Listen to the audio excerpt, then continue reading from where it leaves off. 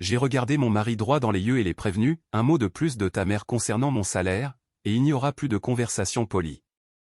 Je lui expliquerai moi-même où est sa place, et pourquoi mon argent ne lui appartient pas. Tu comprends? La nuit où j'ai cessé d'avoir peur de ma belle-mère, je tenais un verre de vin. Que je n'avais pas touché depuis 40 minutes. Marina Walsh était assise juste en face de moi, à sa propre table de salle à manger, penchant la tête selon l'angle particulier qu'elle adopte pour des observations qu'elle veut faire passer pour des compliments. Les autres invités, deux couples que j'avais rencontrés deux fois, qui riaient au bon moment et se resservaient sans demander, observaient avec l'attention agréable, légèrement affamée, de personnes qui sentent que quelque chose est sur le point de se produire. Au moins, tes revenus peuvent aider la famille en cas de besoin, a dit Marina, sa voix chaude comme un feu de cheminée. C'est à ça que servent les épouses. J'ai regardé mon mari, Daniel. Il a continué à manger. Le grincement de son couteau contre l'assiette en céramique était le son le plus clarifiant que j'ai jamais entendu dans mon mariage. Non pas parce qu'il était fort, mais parce qu'il n'était rien. Un mari qui est présent, un mari qui est avec vous, s'arrête à un moment pareil. Le couteau s'immobilise. Les yeux se lèvent. Une version de « ça suffit » monte. De sa poitrine à sa bouche. Daniel n'a jamais fait de pause. J'ai posé mon verre de vin avec un soin qui n'avait rien à voir avec le verre. Un mot de plus de ta mère concernant mon salaire. J'ai dit doucement à mon mari, pas à Marina, à Daniel, parce que c'était lui qui devait l'entendre et il n'y aura plus de conversation polie. Je lui expliquerai moi-même où est sa place, et pourquoi mon argent ne lui appartient pas. J'ai attendu qu'il me regarde. Tu comprends? La table était complètement silencieuse. Marina avait cessé de mâcher. Daniel a cligné des yeux. Puis ses yeux se sont baissés. C'était le moment. Pas le premier moment. Il y avait eu beaucoup de premières fois, beaucoup de moments que j'avais catalogués et classés sous la rubrique « dynamique familiale compliquée » et « donne du temps » et « il dira quelque chose un jour ». Mais c'était le moment où j'ai compris que le fait que les yeux de Daniel se baissent n'était pas de l'embarras. C'était une réponse suffisante. Je m'appelle Elena Walsh. J'ai 36 ans. Je suis analyste financière senior dans une entreprise de logistique à Philadelphie. 12 ans d'expérience dans l'industrie, 2 promotions.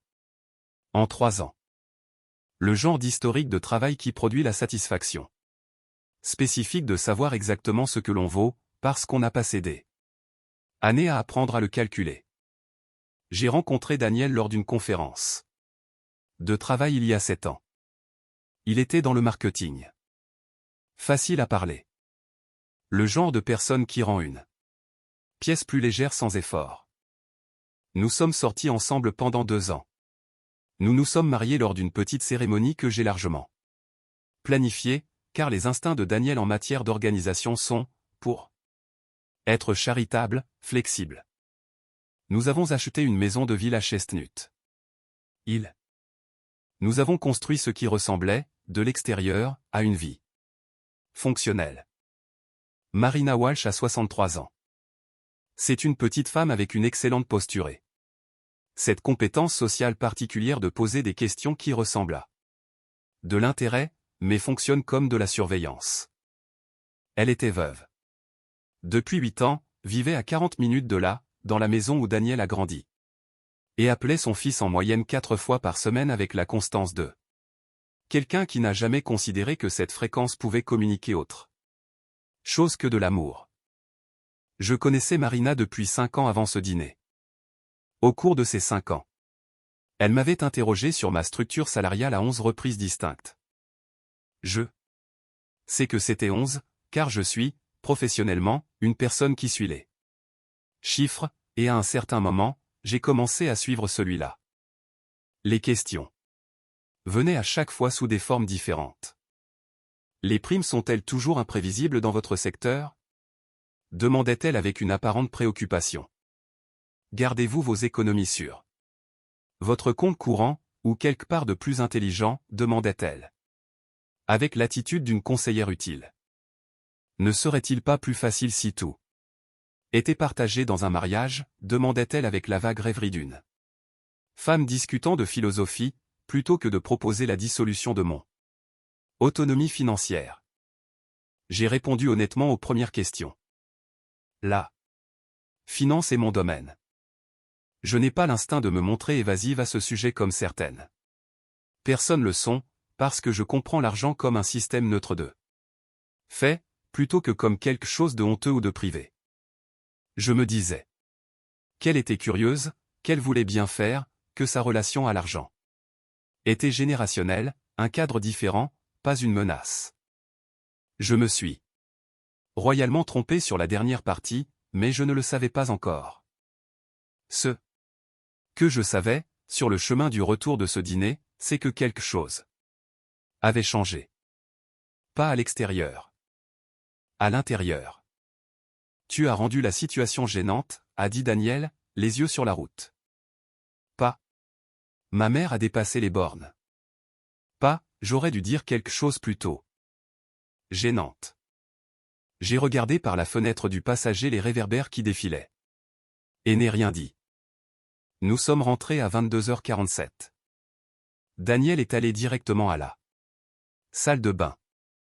Je me suis assise sur le bord du lit et n'ai regardé rien en particulier pendant quelques minutes, faisant ce que je fais quand je traite quelque chose d'inconfortable. Faire avancer les choses, les faire reculer, chercher la pièce maîtresse. Son téléphone s'est allumé sur la commode. Je n'essayais pas de le lire. Je ne le regardais même pas. Pas directement. Mais l'écran était face vers le haut et le texte de la notification était grand, et j'ai des yeux fonctionnels. 5 mots. Avant qu'il ne revienne et le retourne. Ingrate. Nous sommes partis. Désolé, maman. J'ai regardé le plafond. Puis, 20 minutes plus tard, je le sais parce que je regardais l'horloge comme on regarde les choses quand le cerveau ne s'arrête pas. Une deuxième notification. Un aperçu différent. Plus long. N'oublie pas ce dont nous avons discuté. Elle ne doit pas encore le savoir. Daniel est rentré dans la pièce. J'étais allongé. Les yeux fermés, respirant calmement. Je n'ai pas dormi de la nuit. À 2h04 du matin, j'ai ouvert l'ordinateur portable. Sur la table de la cuisine. Notre compte joint. J'avais accès à chaque transaction. J'avais créé le compte. J'avais toujours géré les finances du ménage, car la relation de Daniel avec les tableurs est la même que sa relation avec la planification, optimiste et imprécise. Les chiffres n'ont pas d'humeur. Les chiffres ne vous cachent rien. Je les trouve réconfortants, de la même manière que certaines personnes trouvent la certitude réconfortante, ce qui explique probablement pourquoi je m'y suis rendu à 2h du matin, quand j'avais besoin de quelque chose de solide sous mes pieds. J'ai consulté les 6 derniers mois. La première chose qui a attiré mon attention était petite. 300$ à un nom que je ne reconnaissais pas. Monsieur Sir Walsh, qui pourrait être Marina, et que j'aurais pu rejeter comme un cadeau de famille si cela n'était pas apparu 3 fois en 4 mois. J'ai fait défiler plus loin. 180$ à une clinique médicale que je n'avais jamais visitée et pour laquelle je n'avais aucune trace d'utilisation. Le débit était étiqueté avec le nom de la clinique, et non une procédure, ce qui est normal pour la facturation d'assurance, mais inhabituel pour un paiement direct, ce qui semblait être le cas, car j'ai une excellente mémoire de mes propres dépenses médicales. 450$ simplement étiqueté réparation. Pas de fournisseur, pas de contexte de date. Pas de reçu correspondant dans le classeur. Où nous conservons les dossiers du ménage, car c'est moi qui gère le classeur. Et puis, 69$ de paiement automatique mensuel à quelque chose appelé Keystone Self-Storage. J'ai ouvert une nouvelle feuille de calcul, copié chaque transaction que je ne pouvais pas expliquer, remonté 12 mois, puis 18. À 4h17 du matin, j'avais 13 240 $ de virements que je n'avais jamais autorisés, jamais discutés, et pour lesquels je n'avais aucune documentation. Mes mains étaient très immobiles sur le clavier, ne tremblant pas.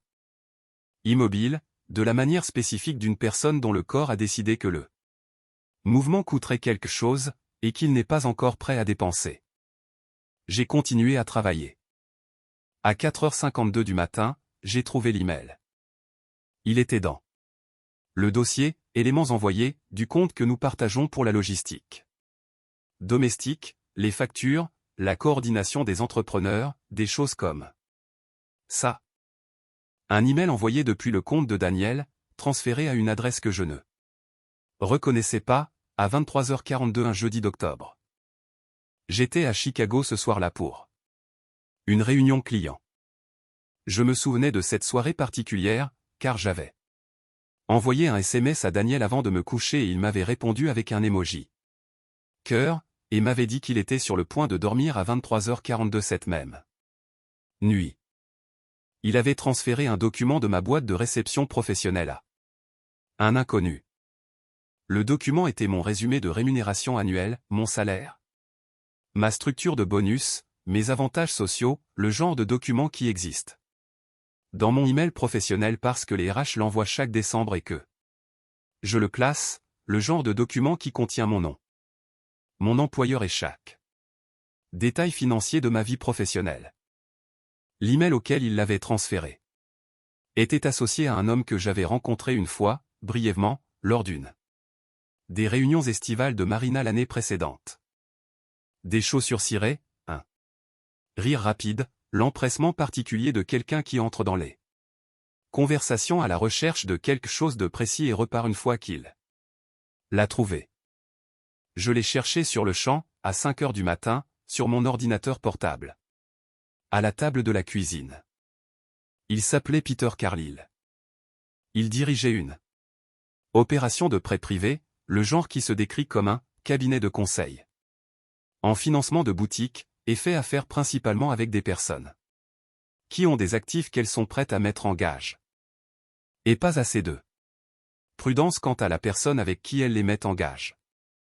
Je suis retourné à l'email transféré. Le document que Carlis l'avait renvoyé, celui que Daniel avait sauvegardé dans notre compte partagé sous un dossier intitulé « Maison, divers », était intitulé « Option de pont, liquidité temporaire ». Je l'ai ouvert. Mon nom apparaissait au deuxième paragraphe, non pas en tant qu'auteur, mais en tant que ressource. Cycle de bonus d'Elena, revenu du ménage disponible, dépendance à court terme. Je l'ai lu 3 fois.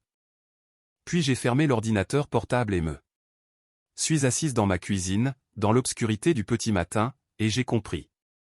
Pour la première fois la forme complète de ce qui se passait dans ma propre maison. Je me suis rendu à Keystone Self Storage à 8h30. J'avais dormi 2 heures sur le canapé, pris une douche, mis les vêtements que je porte lors de réunions difficiles, un blazer, un pantalon foncé, le genre de tenue qui communique, je prends cela au sérieux, et vous devriez aussi. L'employé au comptoir était un jeune homme de 20 ans qui n'avait manifestement pas été briefé sur le genre de matinée que je passais.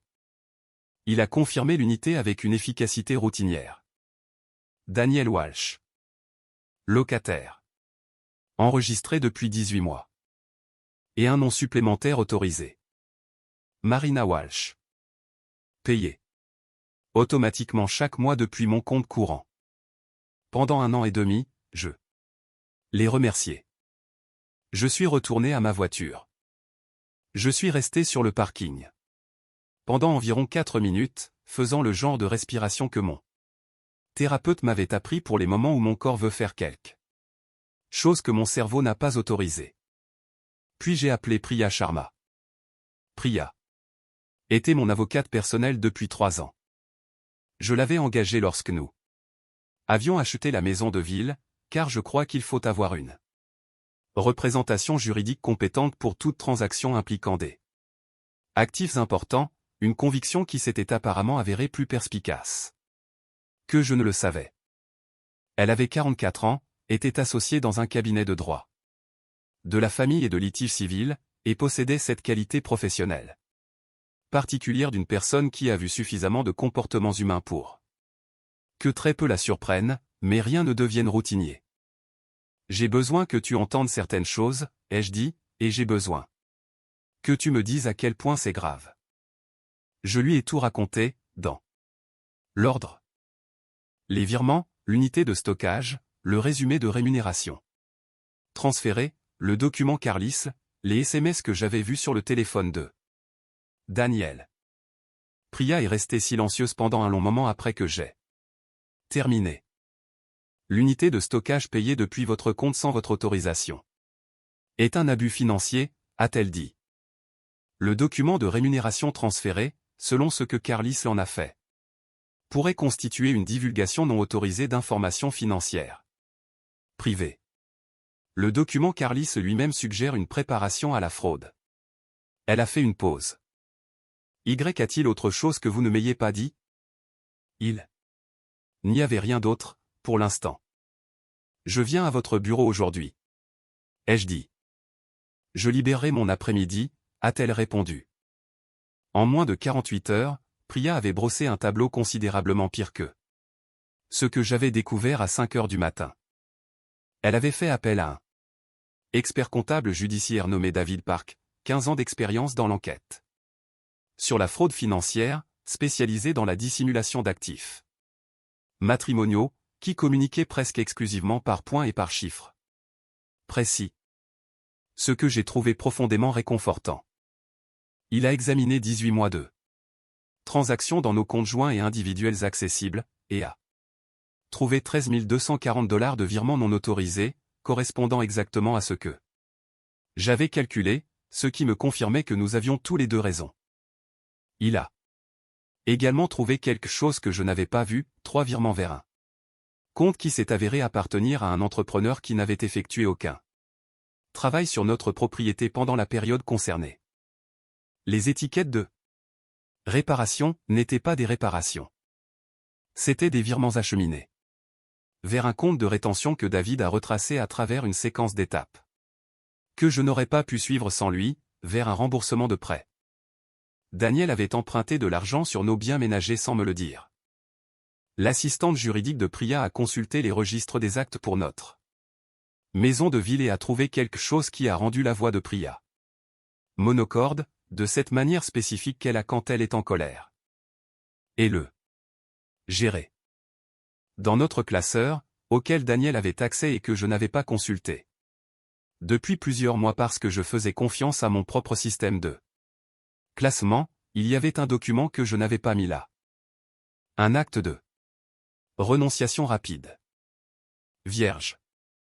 Pour notre propriété. Non signé. À côté. Manuscrite, j'ai reconnu une note de la main de Marina. Une fois le transfert terminé, elle se calmera, car il n'y aura rien à défaire. J'ai lu cette phrase 4 fois. Rien à défaire. Elle avait prévu de me présenter un fait accompli. Signe l'acte, Elena.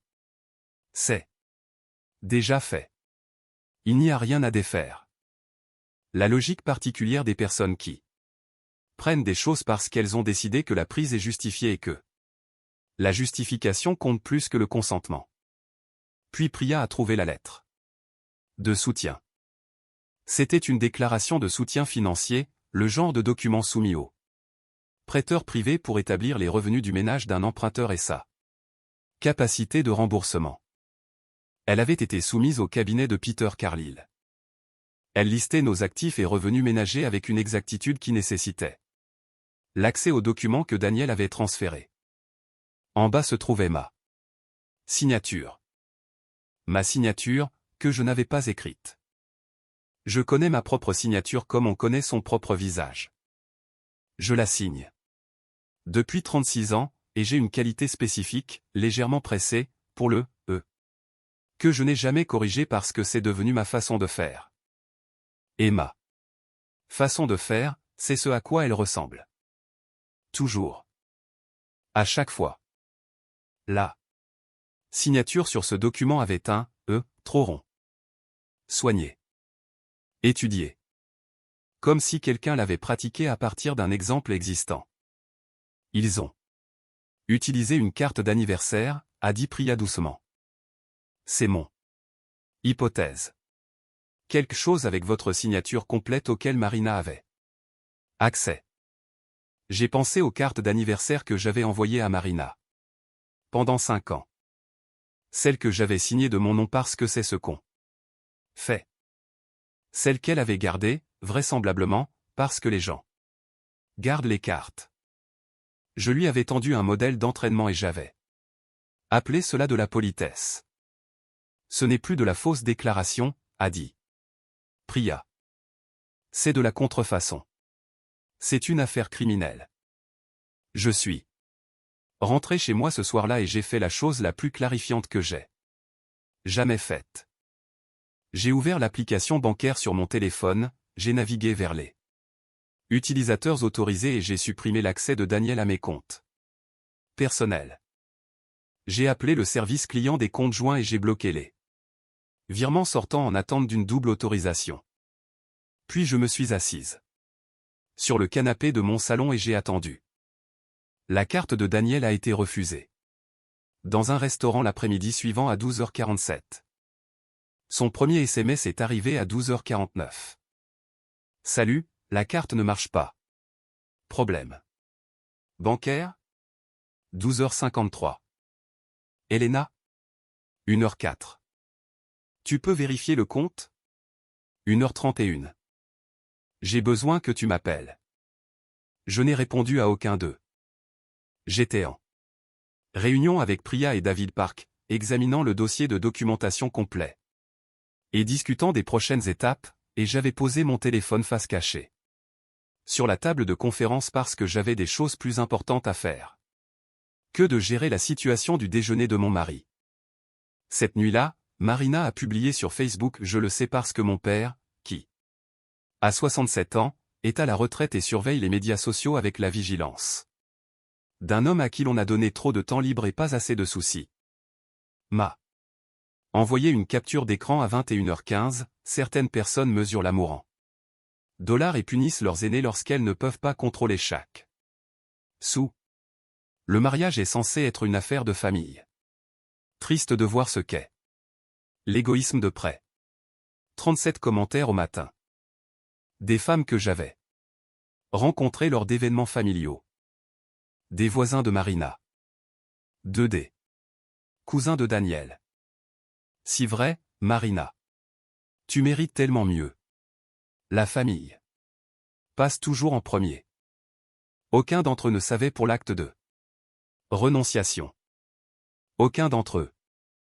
2 des cousins de Daniel. Résumé archivé.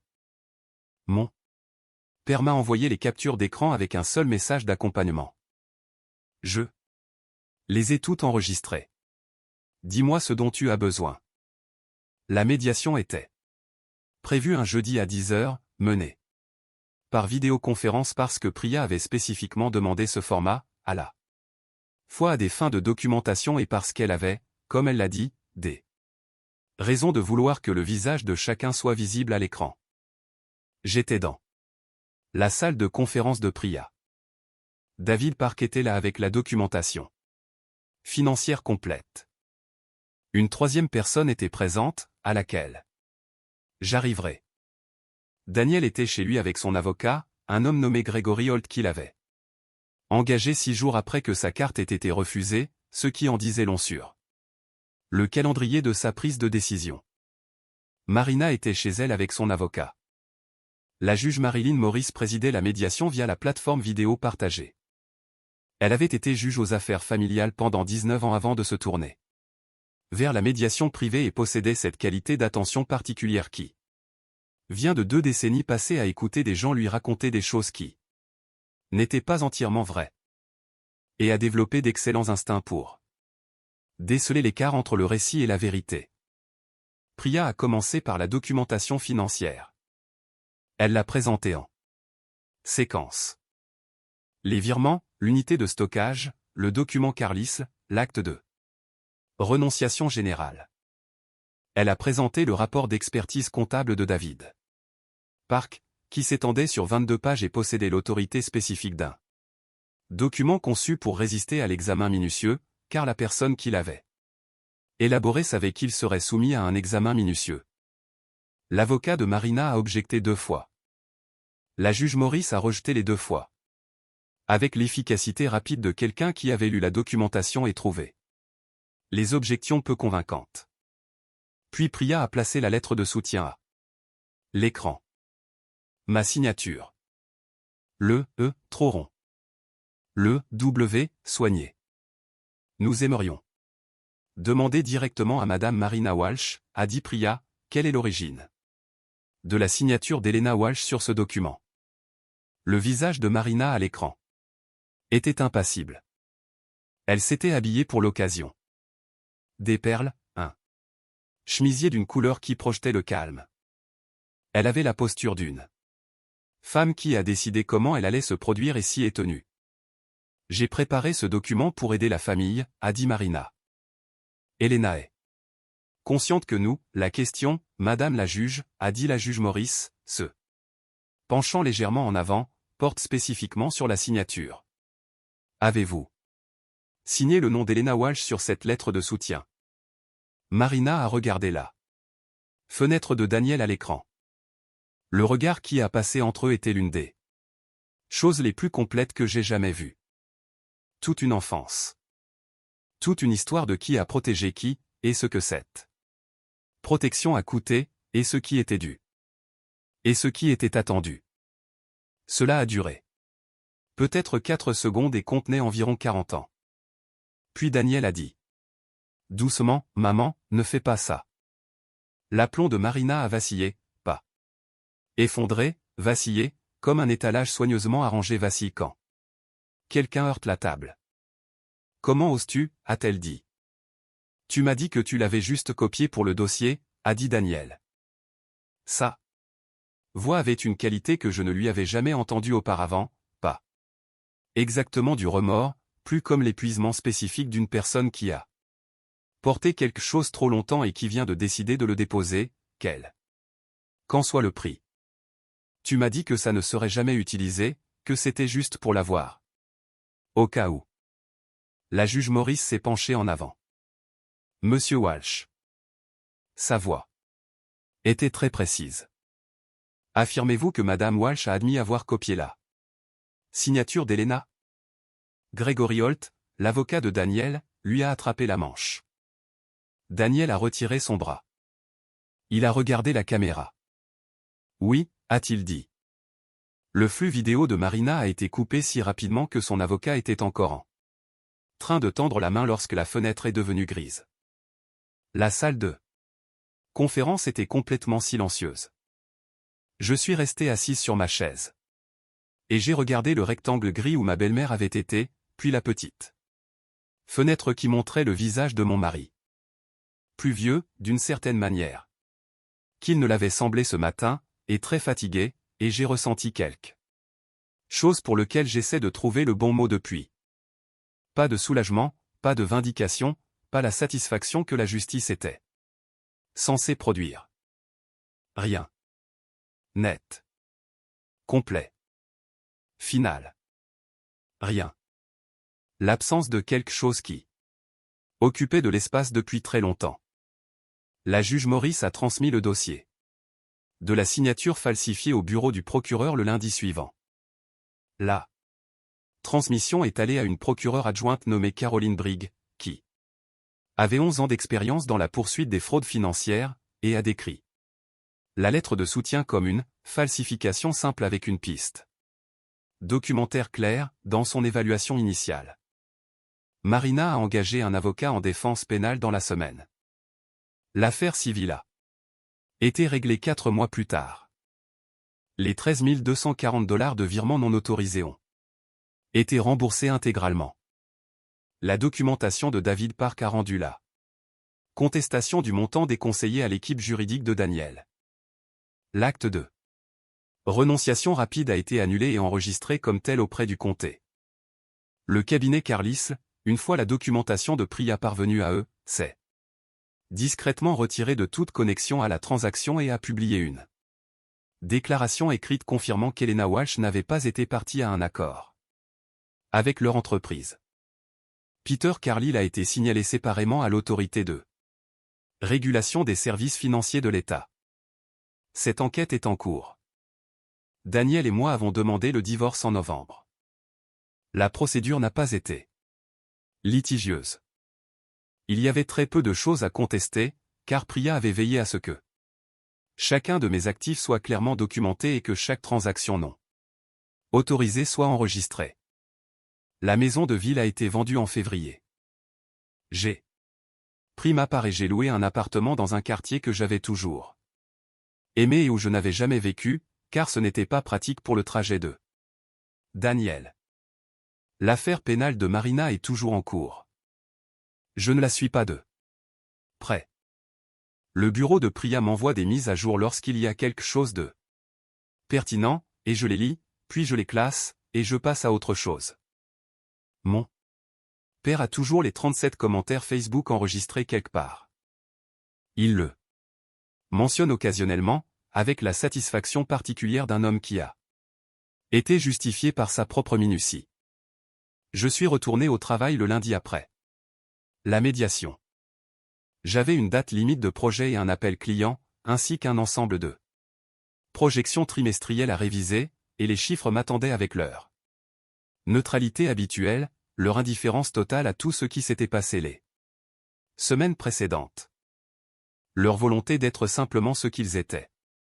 J'ai trouvé cela extrêmement réconfortant. Je le trouve encore.